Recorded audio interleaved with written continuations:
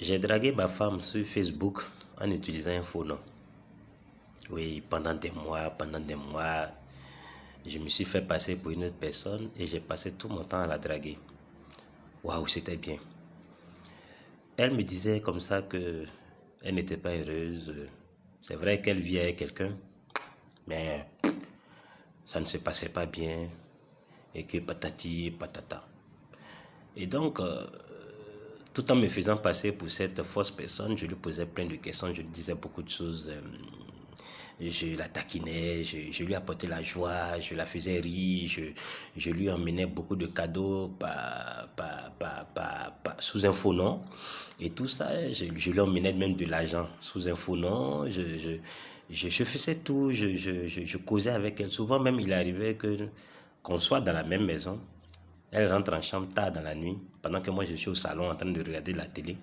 Et puis on cause nous deux par WhatsApp. Et elle était tellement heureuse, contente, amoureuse. C'était vraiment... Elle avait trouvé la personne qu'il lui fallait. Et tout se passait très bien.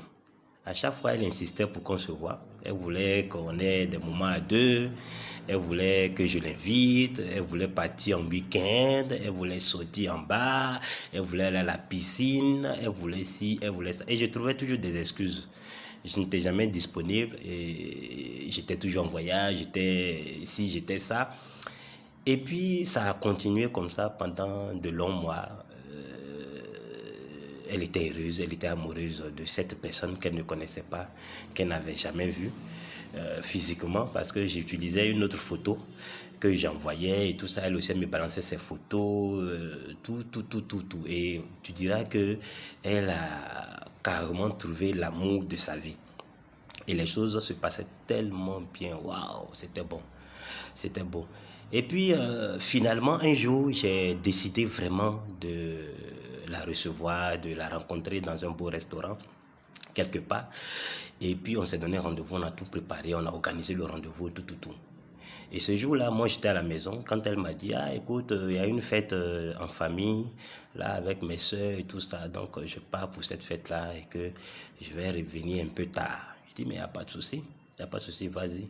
Et dès qu'elle est sortie de la maison, pour me voir courir, je me suis habillé.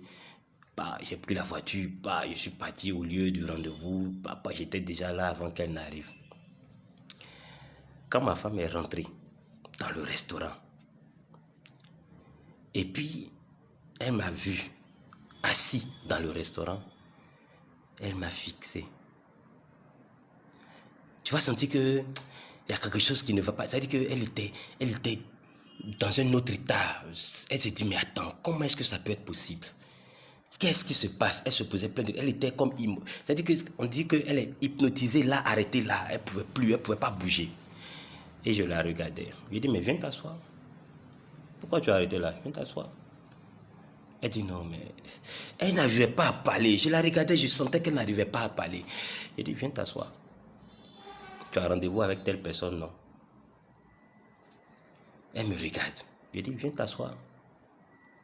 Elle est venue s'asseoir. Elle me pose la question. C'est toi qui faisais ça?